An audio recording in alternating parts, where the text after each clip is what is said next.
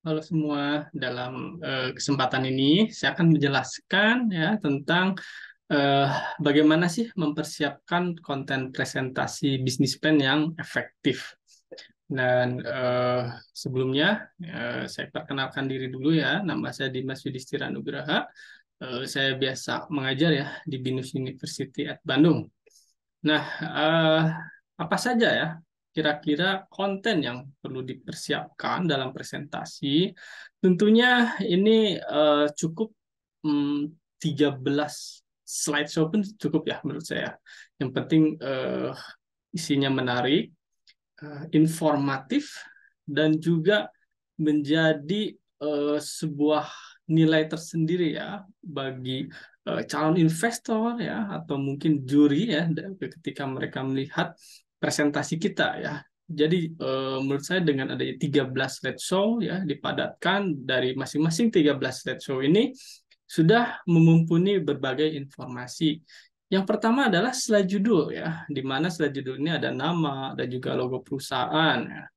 Eh, dan juga yang berikutnya adalah pendahuluan. Di dalam pendahuluan ini kita dijelaskan dulu ya, seperti profil perusahaannya, ya, seperti apa, sejarahnya seperti apa. Jadi ini singkat saja, dan yang berikutnya ada permasalahan. Permasalahan di sini maksudnya adalah ketika kita membuat bisnis, tentunya kita lihat ya, ada gap, ada yang dibutuhkan oleh masyarakat, demand-nya seperti apa. Nah, ini maksud permasalahan itu seperti apa, dan kita akan memberikan solusi ya kepada masyarakat atau calon konsumen kita ya dengan cara seperti apa ya, produk yang ditawarkan dan jasanya seperti apa.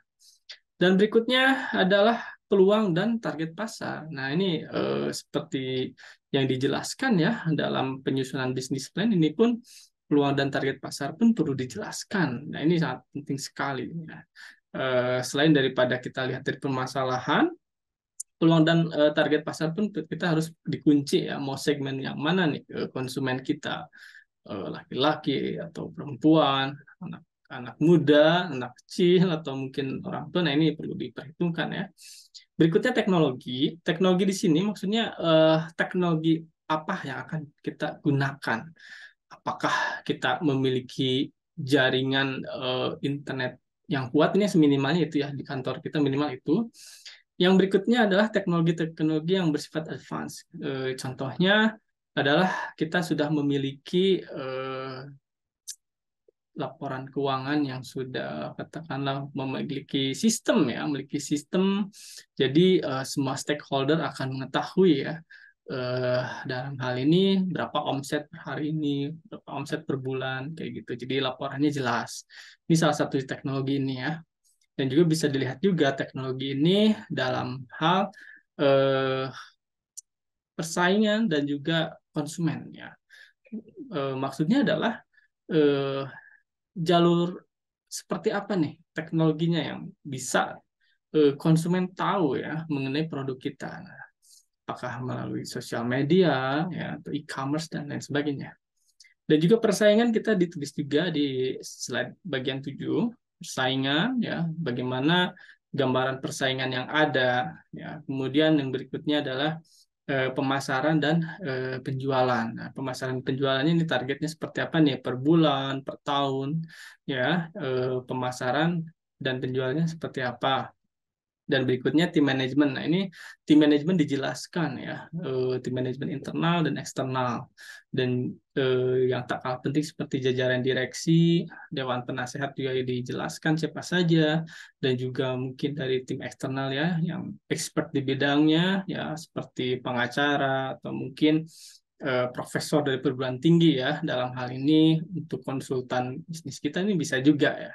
Jadi ini tim manajemen ini bisa dilihat dari tim internal dan juga eksternal.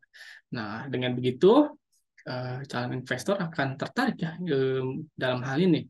Berikutnya proyeksi keuangan juga ini mesti jujur ya. Kita memiliki modal berapa dan berapa sih yang akan dihabiskan dan juga kapan akan balik modal. Nah, di dalam slide ini ya. Berikutnya adalah status terkini. Maksudnya status terkini ini seperti badan usaha kita tuh apa nih, CV atau PT ya statusnya ini, kemudian udah begitu apakah memiliki calon investor lagi ya, atau mungkin kita sudah memiliki investor tapi butuh lagi calon investor lagi. Nah, ini tidak masalah ya. Jadi status terkini itu seperti apa nih perusahaannya. Dan juga berikutnya pembiayaan. Jadi maksudnya itu berapa sih biaya yang dibutuhkan ya dalam pengembangan bisnis kita atau dalam penciptaan bisnis kita. Karena bisnis plan ini sifatnya bisa saja kita belum menjalankan bisnis ya, baru berencana, tapi bisa juga bisnisnya sudah berjalan, tapi kita masih membutuhkan pembiayaan untuk mengembangkan bisnis dan juga produk-produk yang dibutuhkan ya untuk masyarakat. Nah, maka kita butuh biaya. Nah, inilah poin 12 ya. Dan berikutnya adalah ringkasan. Ya. Di ringkasan ini kita menjelaskan ya mengapa kita confident, mengapa kita memiliki value tersendiri ya perusahaan kita. Oleh karena itu di poin 13 yang terakhir ini, ringkasan ini sebisa mungkin ya ini bisa meyakinkan pada calon investor. Dan hal teknis lainnya di dalam konten ini, pertama putuskan siapa yang akan presentasi. Ketika Anda pemilik bisnis, tapi Anda sulit gitu ya berbicara di depan banyak orang gitu. Nah, ini tidak masalah, mungkin Anda bisa menerjunkan tim Anda ya, staff Anda tuh yang masih di dalam eh, tim manajemen Anda yang Anda kenal dan Anda yakin ini bisa ya berkomunikasi. Nah, ini harus diputuskan nih siapa yang akan presentasi, ini juga penting ya. Dan eh, perlu dijelaskan ya bahwa peran slide PowerPoint ini kita harus dijelaskan ya atau dikondisikan nih siapa sih targetnya nih ya. Audiens mendengarkan Anda menceritakan cerita, bukan membaca slide Anda. Jadi ketika ada slideshow ya, ketika presentasi, sebisa mungkin tidak baca teks terus aja, tapi Anda harus menjelaskan ini apa, ini apa, ini apa, kayak gitu. Jadi tidak tok langsung ke teks yang ada di PowerPoint-nya.